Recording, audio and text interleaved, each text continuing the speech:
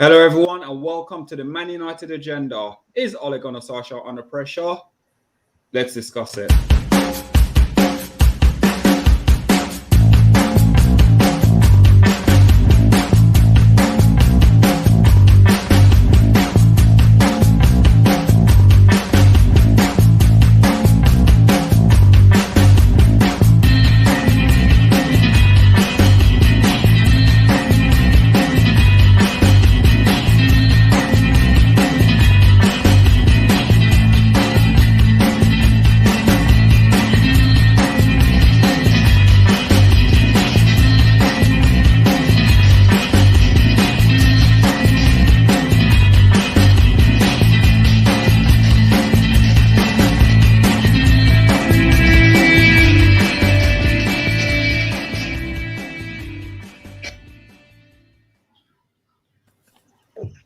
Hello, everyone, and welcome to the Man United Agenda. And it was a disappointed weekend for all us here. But, guys, guess what?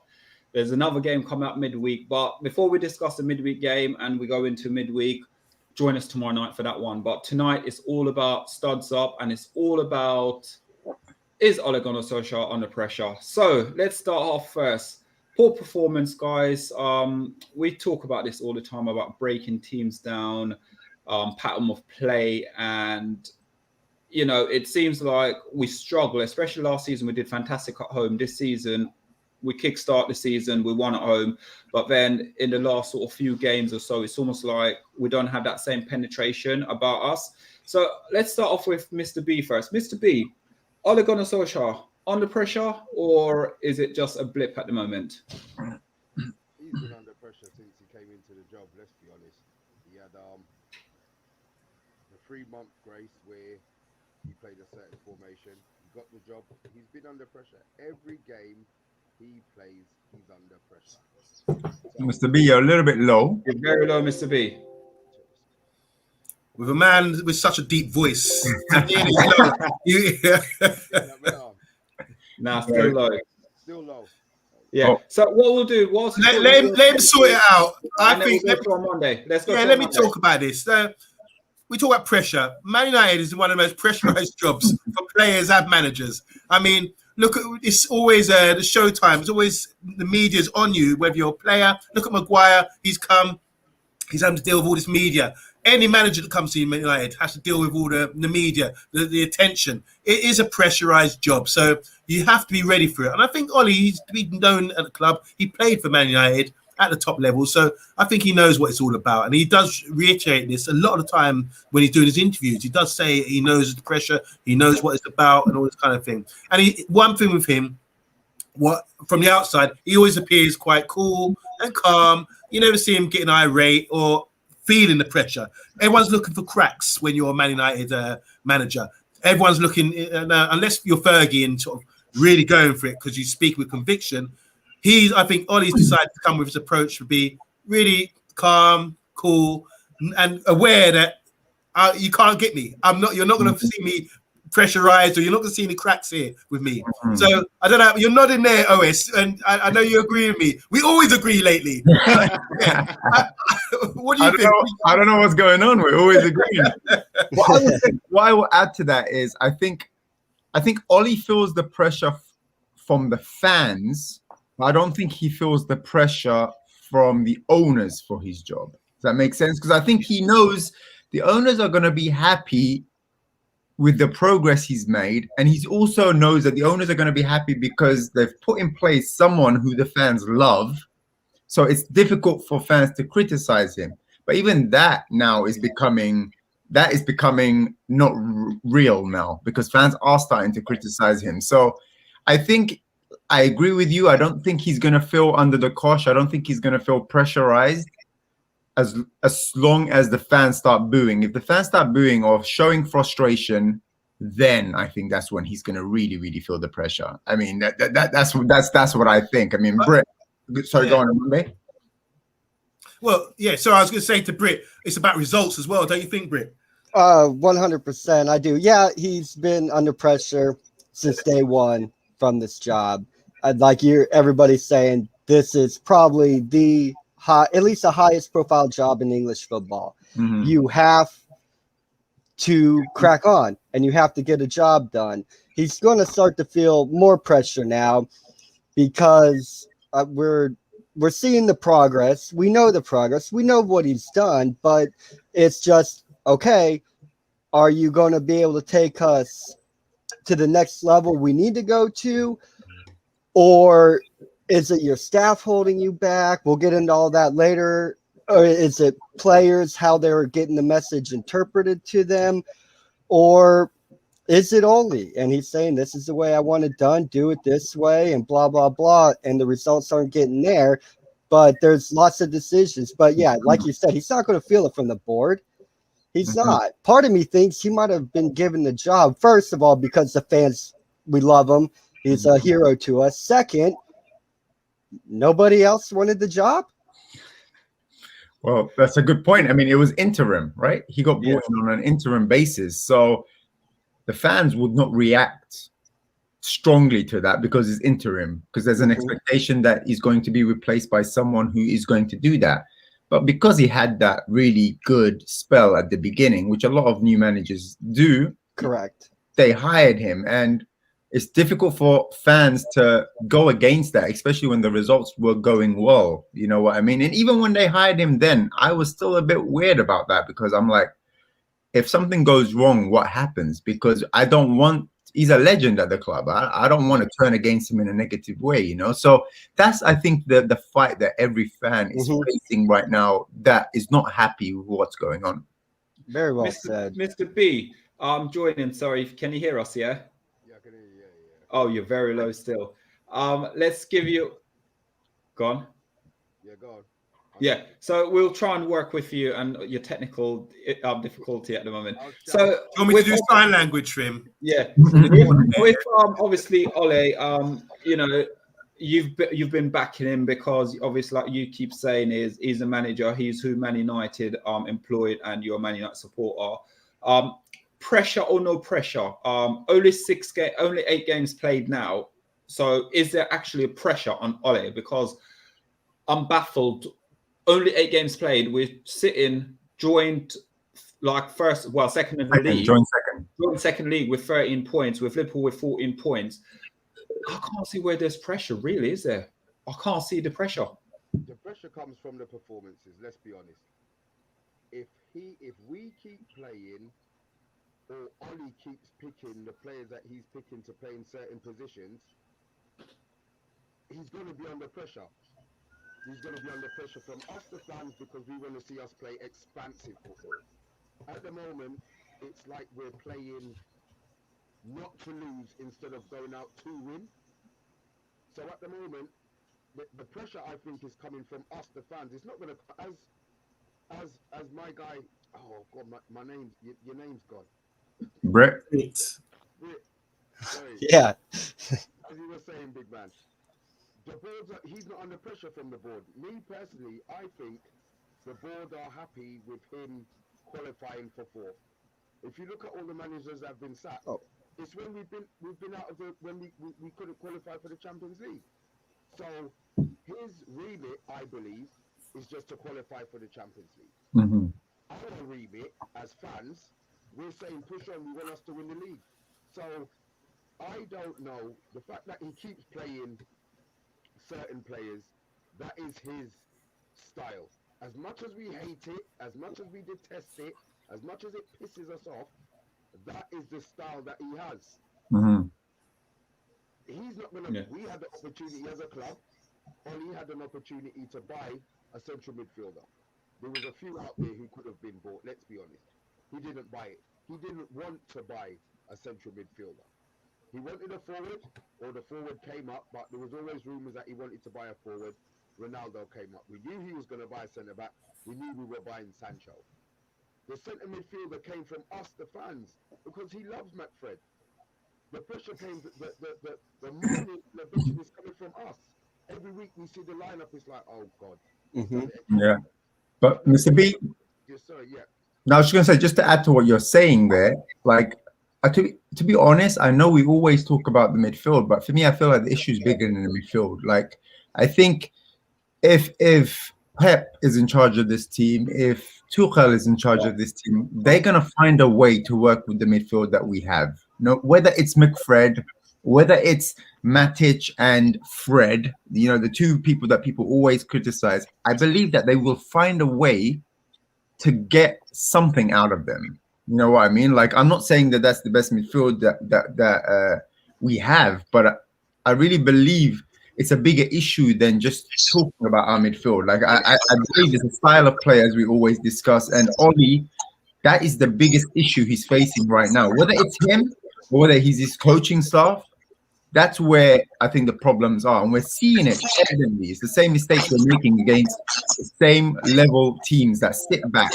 And when there's a little bit of quality in those teams that sit back, we get punished. Yeah, I totally agree. I think, like, if you look at Mr. B's situation right now, a good manager would pass him a megaphone, for example, that sort of thing. So Solo, sort it out. Anyway, I think what you're saying at the end of it, the pressure comes from results at Manchester United. And this is the thing. So what are the key performance indicators for Man United? As we said earlier, Mr. B was saying, and Britt, you're talking about the board just wanted to get top 4 maybe, and then you'd be happy because Mr. B said you don't get sacked if you get top 4. Proven and evidenced by the previous managers that didn't get top 4 and they were out of there. So it's not just that for me. I would as fans, we want key performance indicators to be gunning for the title, going far in the Champions League, and winning. These are the key performance indicators. Any time of stage of Man United, that should always be the case. And obviously, go through periods where we haven't been performing, and what we've done, we chopped and changed with managers over the last few years. We've been really unsettled over the last few years by having different managers coming in, and we've progressed with Oli. Even though there's doubters out there saying how he can't handle the pressure, he's not experienced, all this kind of thing. But we're at the stage now where we're saying we have to persist with him because he's been there 2-3 years. We've seen progression, okay. And now the main thing that he has to get over is winning a trophy. And I know, Solo, you were saying earlier about an FA Cup or a League Cup or something, but that's not going to happen this year, the League Cup, for example.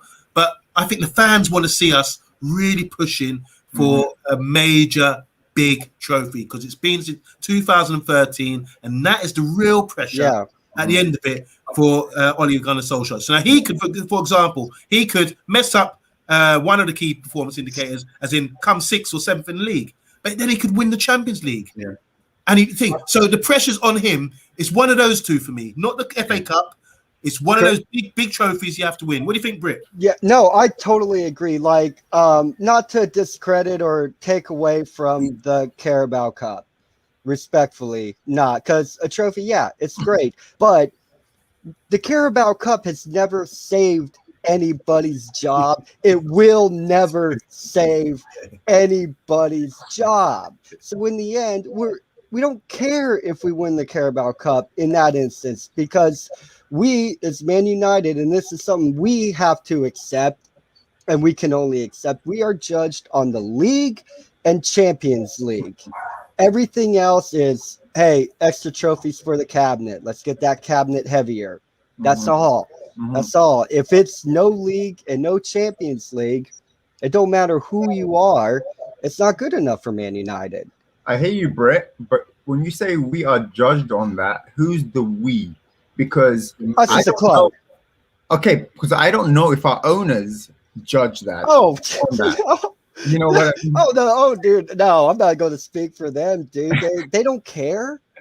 How many times have we seen them at Old Trafford? Yeah, true. Like, dude, maybe 2013 when we won the league, they might have been there. A couple were there for the Ronaldo unveiling. That's why I think the pressure, going back to the point of the pressure, is not as intense for him, because he knows that if he doesn't deliver the Champions League and he doesn't deliver the Premier League, the owners are not going to they're not going to react in a negative way to him, because their thing is just get us into the Champions League, get us into that top 4, and we're good. You know, and that's the issue I feel right now. It's that conflict between our fans' expectation and also what the owner's expectation is. I'm curious. Solo. Yeah, go on. What do you think about this? I mean, regarding the pressure of Solskjaer, do you feel that he's under pressure from the fans? Do you think that he has to win one of the big ones? I think I've always stated with Ole Gunnar Solskjaer, you have to keep him in within the club. What he's done for the club and the progress he's made compared to the other managers. You got to think you had Louis van Gaal there, you had Marino there. These are top managers, but for some reason or another, it seems like yes, Jose Mourinho won trophies, but at the same time, it's almost Ole has united the club again together and bring that feel-good factor again for the club. My only concern with it, he's got the players at the club to challenge for the Premier League for all trophies. Every single trophy we're entered, he's got the players, he's got the squad depth of it. I honestly think when you look at your so-called Liverpool, your so-called Man City, when they do squad rotation, they don't rotate every single player, do they? They rotate some player, maybe 5 or 6 players they rotate within the squad.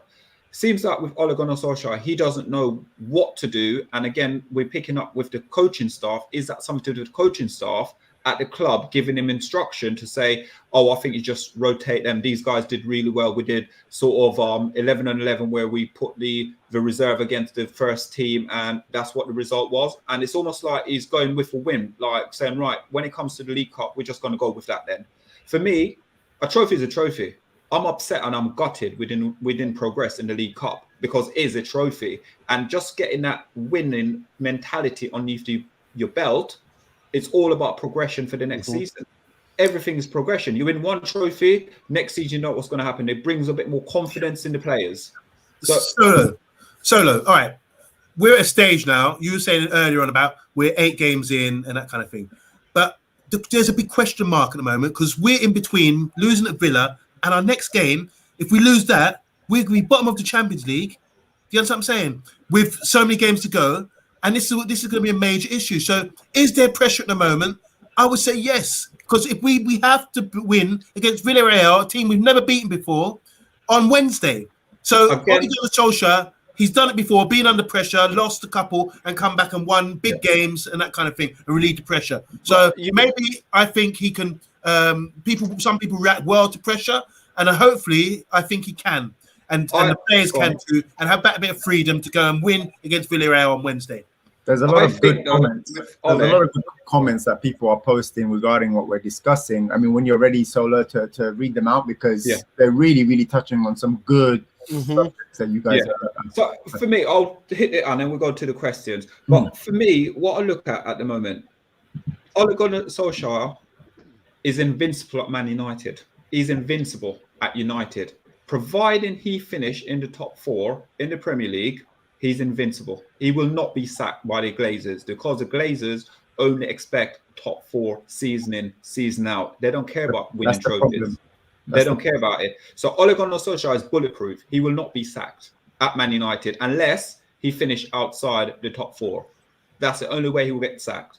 Apart from that, he'll keep the job's there until he decides he wants to leave Man United, providing if we continue to have the same owners.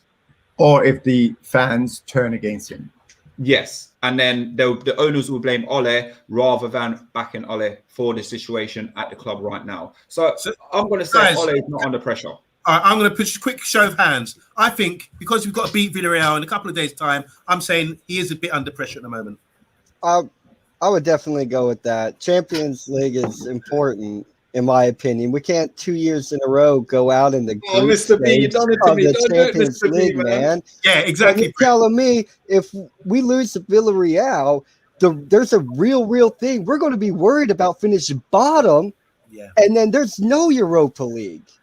And I'm fed up of the young boy jokes we've been getting from rival fans. I mean, that was a really thing. We need to make amends. So, yeah, I think we are. Ollie is a bit under pressure at the moment. Yeah. And what do you guys think in the comments? Guys, if you're watching, please like, please share, please subscribe. We're the Mania Agenda, and we're on the road to 700 subscribers. We would like to hit 1,000 subscribers to give you guys a free Bruno Fernandes signed football shirt once we hit the 1K subscribers. So, Armando, would you mind taking the comments away, please? Hi, everybody, and welcome to the Mania Agenda. Thanks for commenting in. I'm not going to cover every single comment. All these highs and internal things, you get a no-no from me. Only the relevant ones. This is H. He said, time's already out as far as I'm concerned. Hasn't done a single thing good this season except beating Leeds. It's time for Ollie out. the clown is useless. Ooh, that's a bit harsh. Wow. Everyone's entitled to their say. Yep. Andy Herbert is saying about sore throat for Mr. B. Here we go. So let's get to some real comments here. Hi, Jason Gurney. How you doing? Big up, Jason. Welcome He says, back. for me, Ollie's partly to blame, but so is the team. We have so many class players. It's no excuse for us to do so badly when they need to learn how to play together and not individually. Woo! But to touch on that, though, I mean, yes, you're right that certain players have to be spoken about, but all of that is the manager. All of that is the coaching team that has to make these players play well together. I mean, if there's not one reason that shows you how important a manager is, it's this one. We've got all the players in the world at this team, and they're still not clicking together. That's not the players. That's the coaching team. That's the manager. It stems from that. Just say hi to Zog. How you doing, Zog? Fellow Man United fan, been on his show numerous times. Zog says, as much as I love Ollie and I backed him, I think we have to take into consideration the multiple times he has failed to get over the line when it matters. Facts. Examples, please. Villarreal. Red Bull last season. Semi-final, exactly. Coming out of the Champions League when it mattered, like away to that team in Turkey. the Champions League. Exactly, Turkey. Yeah. Like, so many things. Also in the league when the tough games started to come, or even the small games started to come where we needed to win them to show a bit of consistency, and we slip up again, and it's always the same thing for me. It's always a game of fine margins. I hear it could have gone either way. Another day we would have won 4-0. I want that. How long do we? Yeah, exactly. How long do we go on with that? Eventually it'll come.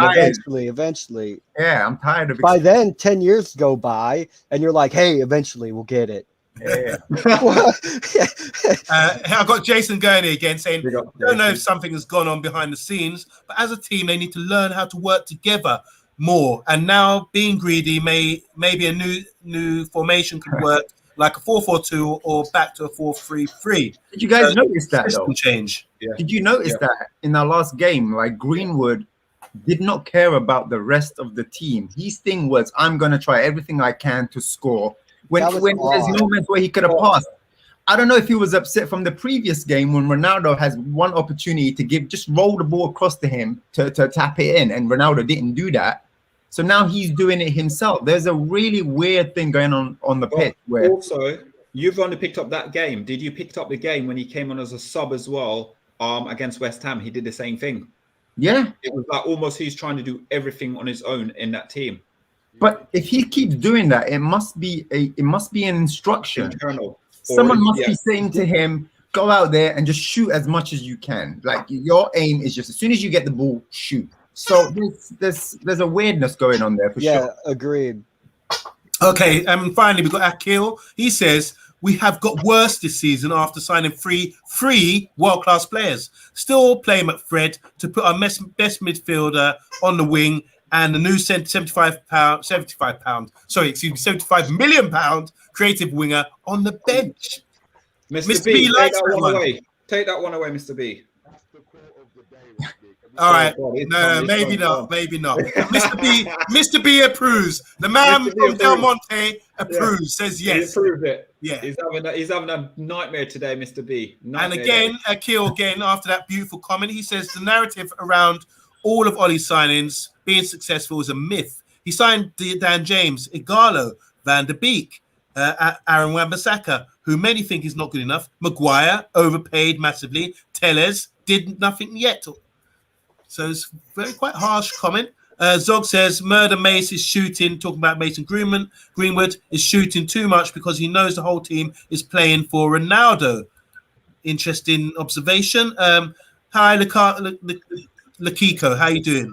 Yeah, says Arsenal have gotten their best laughter this week. They have indeed. Rich Sports says big up everyone. Big up to Rich.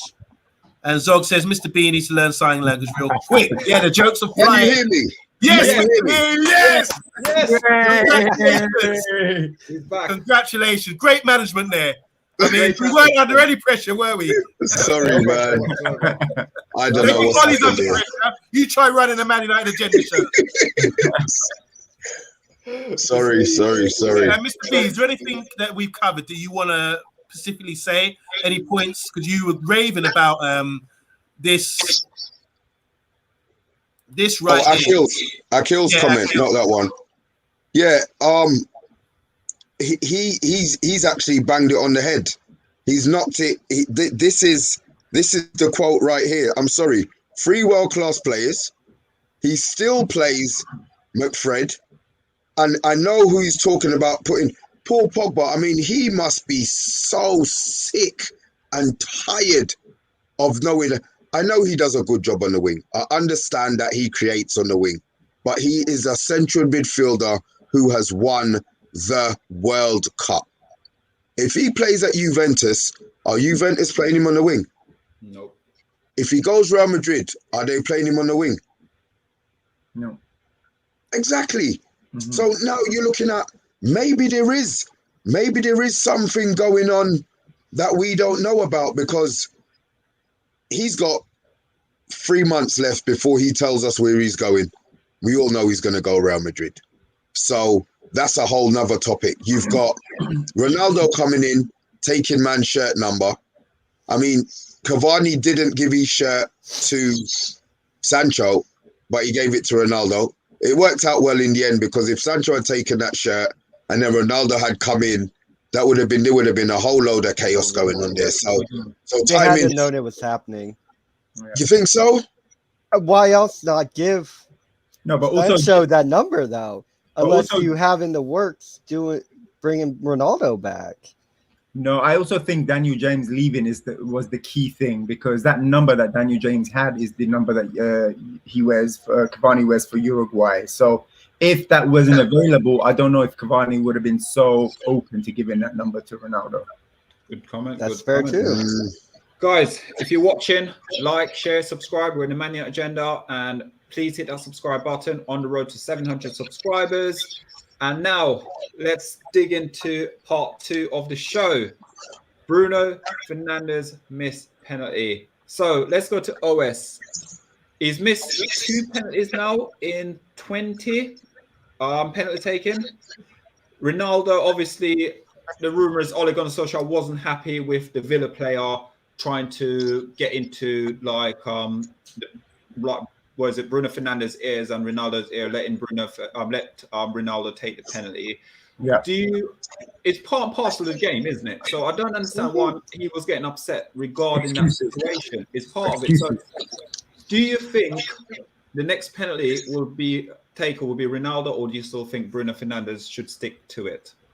I think the next penalty will be Bruno, and I think next penalty has to be Bruno. Like, at the end of the day, he missed 1 penalty in God knows how long, and I think maybe it was the second penalty that you mentioned, 20 something.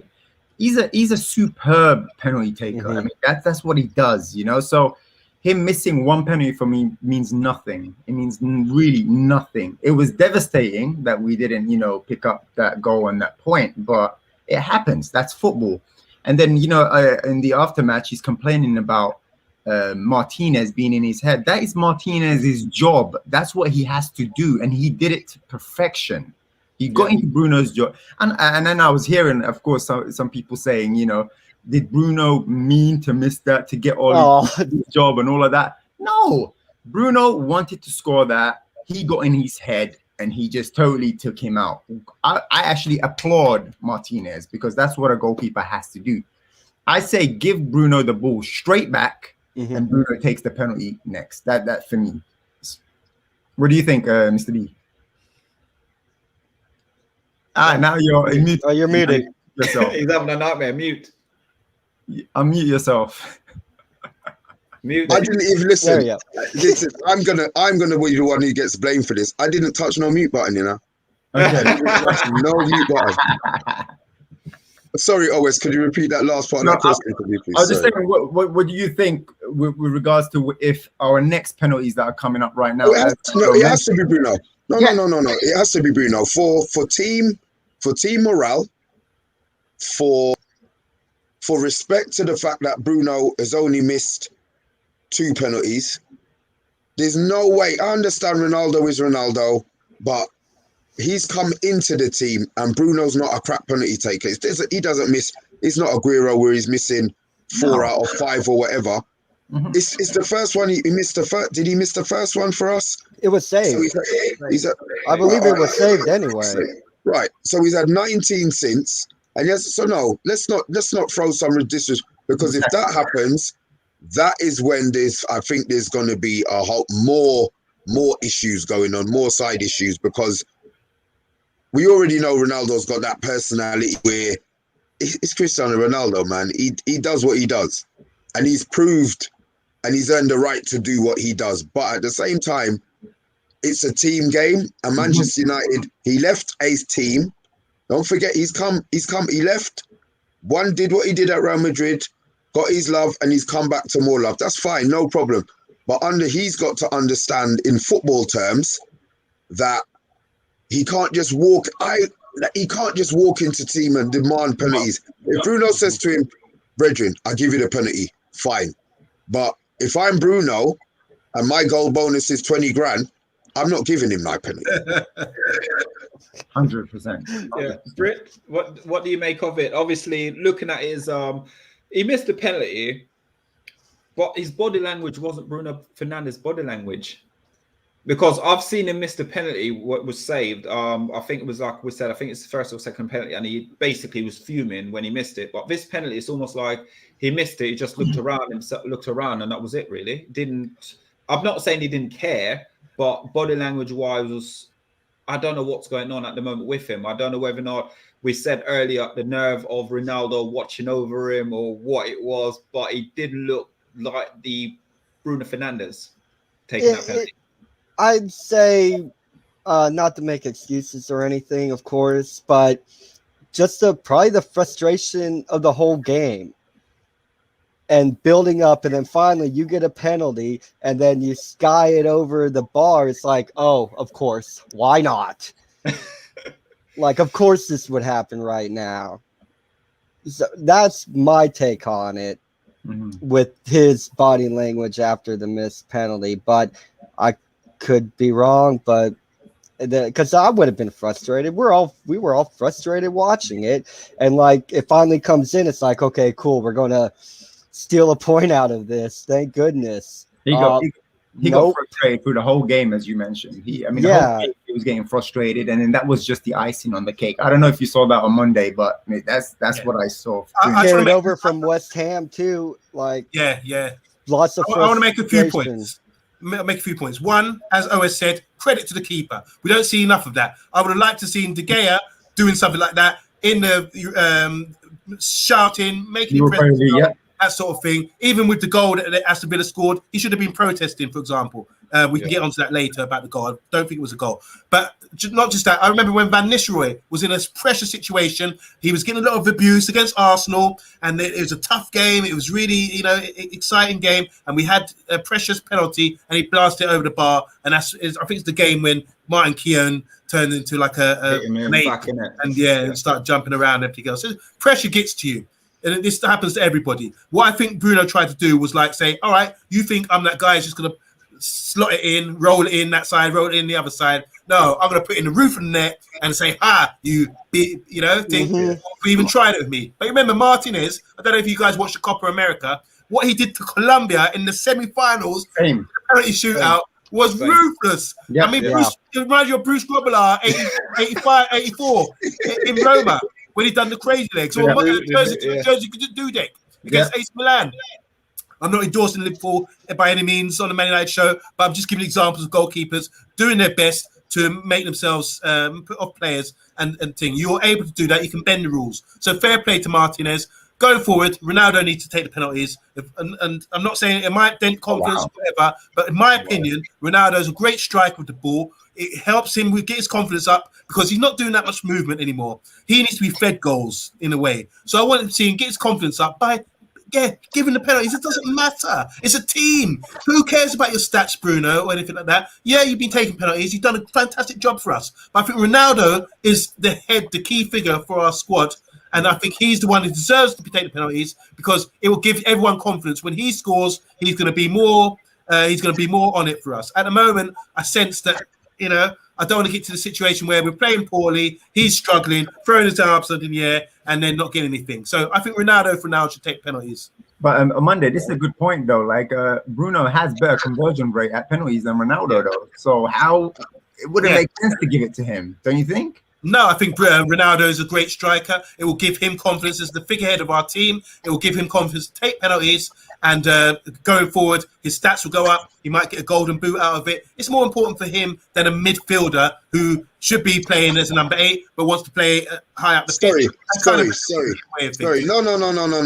This is I. All I'm hearing is I. Cristiano Ronaldo, I want the golden boot. I. Bullshit to I. He's coming to a team. He's supposed to make the team better. Yeah, if that's what he's coming to, maybe that's what's pissing these players off. I. He doesn't need a golden boot. He's going to score enough goals. He doesn't need to be the highest goal scorer. Bruno has been doing what he's been doing when Ronaldo was getting pissed off at Juve. Yeah, don't throw no disrespect on Bruno Fernandes. I'm not having it, bro. I think now that you got your voice back, I think he has to maximize. I think we have to maximize and exploit people's characters. Everyone's got different characters. Everyone's got different attributes. I think you really want to get the most out of Ronaldo, give him the penalties, get his confidence up and his chest out, and where he's thinking, right, I'm on this now for you lads, and he make that little extra run, do everything else to get goals. If he's like 10 goals behind Lukaku by Christmas, I mean, it's not the thing. Give him the penalties things now. You say it's an individual thing, an I thing. I'm saying it's a team thing. There's no I in team. I think it's a team thing that Ronaldo should get the penalties because it will boost up the morale. And once he's happy, I think everyone else will be happy. He's that experienced and that important to us. Yeah. So, guys, if you're liking, please like, please share, please subscribe. We are going to go into the comments because I got some stats here, and then we're going to go into the last part of the show. So, Amanda, would you like to take some of these comments away? Because this part of the show, we could continue for a very long time, but we're not. Okay. So here we go. I probably missed a couple because I've gone up. There's so many comments. Thanks again, everyone. Zog says, everyone making too much of this penalty situation, but to be honest, Bruno has literally bagged every penalty since he's arrived. There's a reason it's called Fernandes, for F's sake. Akil says, Ollie thinks signing Ronaldo has made his job easier. I think it's the opposite, and Ronaldo could be the reason Ollie gets sacked. Ronaldo won't allow this to continue. 100%. Sorry, that's for the previous pressure job, I think that was referring to. Going forward, Akil says this is more related to what we're talking about now. Many clubs, many players will be afraid of Ollie getting the sack because he's a nice guy and all vibes at the club. But Ronaldo is different. He won't let the mediocrity to continue. He won't allow it to continue. Ollie needs to be careful. Let's see. Zog says, I think Bruno knew that if he missed, that Ronnie was going to take the next one. Bruno's taken pressure pens before and bagged. I was shocked that he skied it. Here from Matt, Football United TV, says Bruno has a better conversion rate with penalties. This is what we covered earlier. Then Ronaldo. Ronaldo missed against Ireland. That was the last one, and that was the most recent. And he missed in the final for us. That was in 2008. Okay. All right, we know Arsenal creeping up the league. So again, Jason Gurney says, talking about pens, what about free kicks? Will Bruno or Ronaldo take that? For me, they both should share it out. We've seen them do that, sharing them. Again, I would give that to Bruno. I think Ronaldo's terrible at free kicks. Thank you. All he does is slap it against the wall. Seriously, it's really, he has a terrible free kick record. He's better at penalties than free kicks. I would leave that with Bruno. Bruno has scored free kicks for us. Okay, here's his sensible comment. Someone on my level, my page, he says, as Kill says, I think Ronaldo should take it, talking about penalties. Ronaldo is driven by stats and goals. Bruno's missed a penalty. Give it to Ronaldo until he misses one. There should be a pecking order. Oh, you're so ruthless. Jeez. And Kiko says, I think Manchester United weren't mentally in that game against Aston Villa. We need to play as a team, not individuals. That's everything for the penalty issue. Solo, over to you. Okay, so guys, if you're liking, please like, please share, please subscribe. On the road to 700 subscribers. So some stats from Saturday from the game we played and we lost 1-0. Possession, we had 59, say 60% to Villa, 40%. Jewel won 62% to their 37%. Now, I'm going to go to some stats here, and this for me is an eye-opener because the problem is I'm looking at Villa. I don't know. It's where is it? Total passes, Man United, 409 passes to Villa, 271.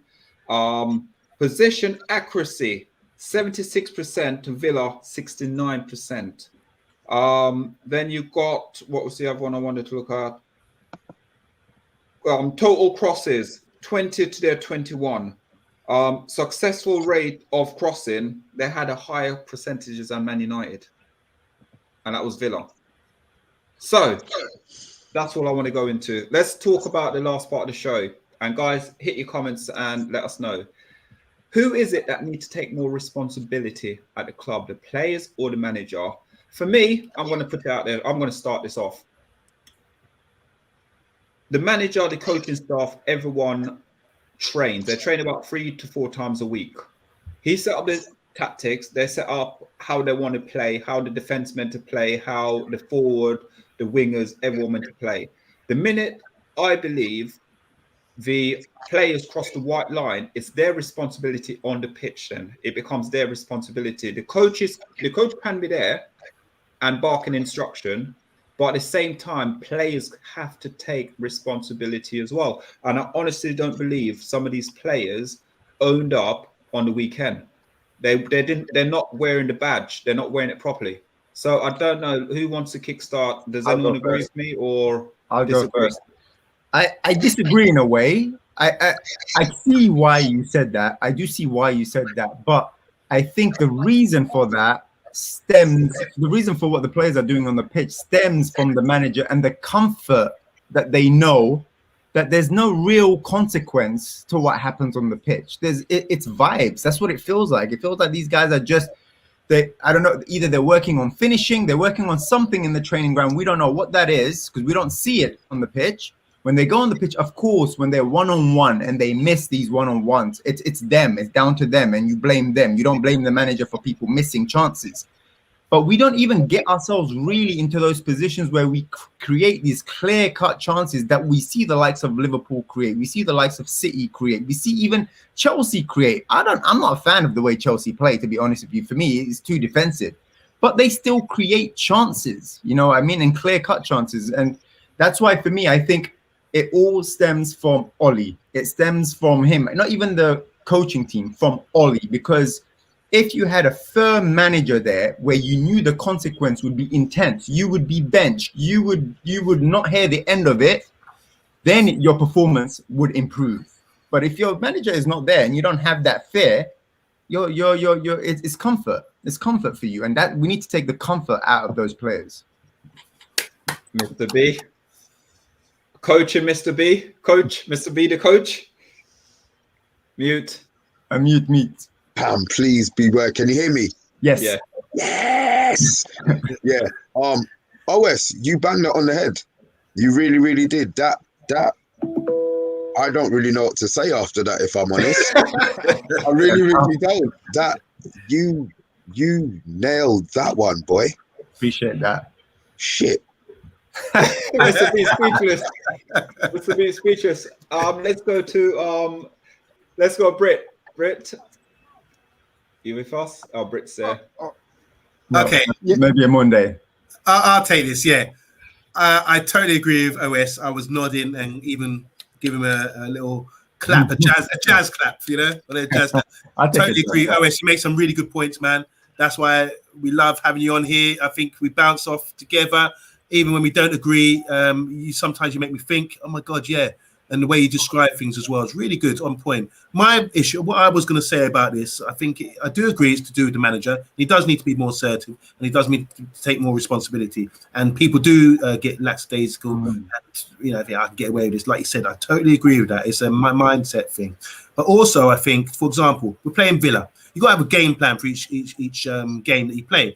Villa are not Villarreal, two different teams. So you've got to be set up differently. What I didn't like is that we kept tracking back. You saw us when Villa were breaking us, just like Wolves were breaking on us. We were out of position. Our midfielders were out of position, and they were bombing running out of defence. Now, defence can't go forward. you have to like jockey off and wheel up. You know, and this has happened several times. So people have obviously got a game plan against us. They know that our midfielders maybe are not in position, and they're always going to be running back. And they say, "Yeah, give us the ball up until this moment." Bam, hit them with the press, and then get the ball off people like Fred or whoever, and then they can break on us. And then you always see players having to sprint back. And that's what I don't like about our game plan at the moment. It's too one-dimensional, in my opinion. Not everyone's going to agree, but that's just my opinion on it. So I do think we need to come with a different philosophy.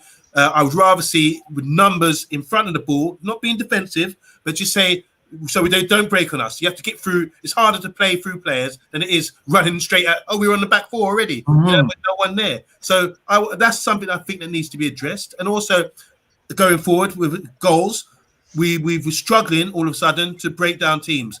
Villa, we were struggling to get goals. For whatever reason. One reason I think we should exploit is Jadon Sancho. He's come on, big assist maker, different style of game to everyone else. He could pop it into feet, give and go, that kind of thing, and which will open up things in tight areas. And that's something I really think is essential, which is why we've paid all that money for him. So that's another factor I think we need to take into consideration. And also, feed the goat and he will score. It's as simple as that. If you get a philosophy now, and when I say I mean the greatest of all times in someone's opinion, in most people's opinion, not mine, but that's what I call him. If you feed him, he will get goals, and then we will get more confident. And then we say, all right, do that move again, do that run down the line and cross again, or do that little overlap again, so I can feed me in the 6-yard box, because I will score whether it's head, whatever thing. I will ghost the guy and get away and score our goals. So that's where I'd like to see us improving. We've got a really difficult game against Villarreal. They know if they get a point at Old Trafford, it's going to look good for them in the group, and then we're still under pressure. So going forward, we're all behind United. We just want to see a lot of big confidence game coming up, and all these issues that we're discussing here, maybe they can be resolved, and we can start building to go forward. Because like Stolo said at the start of the show, it is maybe 8 games in, but we need still, regardless of everything, we still need to grow, still need to perform, and still need to look at ourselves as we do on the Man United agenda. Don't think you've got it made. Always look to better yourselves. Always look to improve. Always look to critique each other. That's the thing, you know. So going forward, I do think those factors we need to take into account. I think partly as well, what we need to do and we need to look at is, obviously, for me, it's about the opportunity and giving Ole Gunnar Solskjaer the opportunity to prove us wrong, to be honest with you. It's all about proving. But also, it's about, like we're talking about responsibilities, it's about not favoritism. Because at the moment, I think we at the club, it seems like you scratch my back, I'll scratch your back. And we're not looking at all the players to utilize the players we've got, because I'm still convinced we do not need to sign a CDM. I'm going to sit there and tell everyone this. I do not see and think why we need to sign it when we've got the players in the team. We've got the players to utilize them better. And that's the only negative thing I would say about Ole, is about utilizing the players we've got in the squad we've got, rather than constantly picking your favorite players throughout the whole season. It's not working. Change it. Right. And that's kind of the thing, because we're still sitting here talking about the exact same thing that we've been talking about. What was that correct positioning stat from the Aston Villa game? Horribly low. But yet nobody has been dropped. Nobody has been, hey, you need to sit on the bench till you can get your crap together. So with the whole blaming the players thing, if they're not being punished, are they listening to the coaches and doing what they're supposed to be doing then? Is this what they're being instructed and how they're playing? And that's why nobody's been benched. And we keep on playing the same guys, even though they throw a 5 out of 10 every single game, losing the ball, giving away, but still giving a go again because they're doing what they're told to. I don't know, but that's kind of the way it looks like. Yeah, it's a great point you made there as well, because for me, I'm on the fence at the moment with everything we do. As combined together, I'm on the fence. I'm always on the fence, but I have to be on the fence, and the reason I have to be on the fence is it's only 8 games played. we've given Ole a new contract. Stick by him, stand by him, and let him basically take us to the next level. He's taken us so far now. Let's see where else he can take us. Yeah. So back him, back the players we've got, but we just need to see some sort of change in sort of the philosophy of who we're playing, what player we're playing. Are we playing players out of position as well? That's what we need to look at more in depth with it. So, any more last words from you guys before we read some comments? Yep.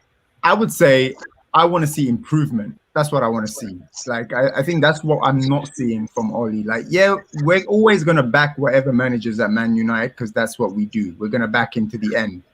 But we need to see an improvement that he's learning from the mistakes. And I feel that's the scariest thing, that we're not seeing that. We're making the same mistakes against the same opposition in the same point in time, you know? And I think that's his biggest challenge that he has to overcome. Brilliant. Thank you, guys. Thanks for all the comments. Go on, Monday. You want to say something or you want to hit the comments? No, I was going to say I want to learn to play the xylophone too, OS. It's a nice part. Moving on, there's a couple of comments here about Akil was saying players will take responsibility if they're accountable to someone. Ollie keeps playing his favourites, but Fred, regardless of how they play, and there's no reward for performances too, as in Donny and Matic. There's the thing. Welcome to Dimple Boy 19. How you doing? Good up. This is an interesting one. He says, I tell you guys, play Bruno, CDM, and free up Van de Beek. Yeah. That's the interesting one. Yeah.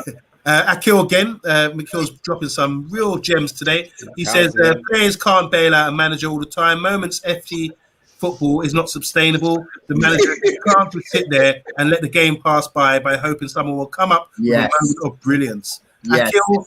Akil contributor of the day. Yeah, I mean, he's got about 4 or 5 assists, hasn't he? Yeah, that's it. Today. And Brilliant. before we, okay, go on. And lastly, from Lakiko says, "Do you think Ollie is playing the right cards?" No. Okay, definitely not. Thanks everyone in the comments. We missed this one.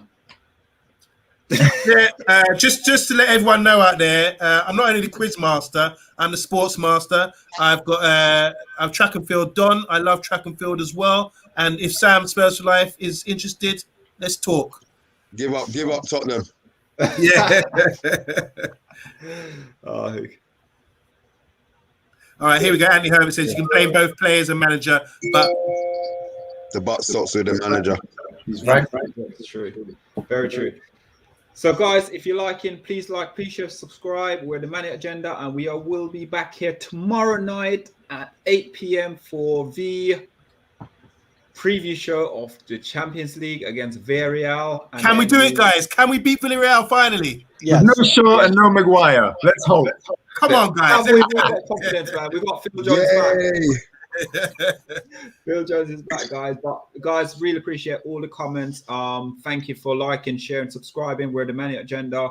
And also us from next week, guys. We've got a lot more contents coming through to you. I believe, if I'm right to say, the meeting we had today, there's going to be like literally one content each day going forward, 7 days a week. So thank you very much for all your participation, all your comments and everything. And Anthony, big up as well. Him and Mr. B, always at it, aren't they? Guys, thank you so much. Have a lovely evening and we'll see you tomorrow. Thank you. Bye-bye. Bye.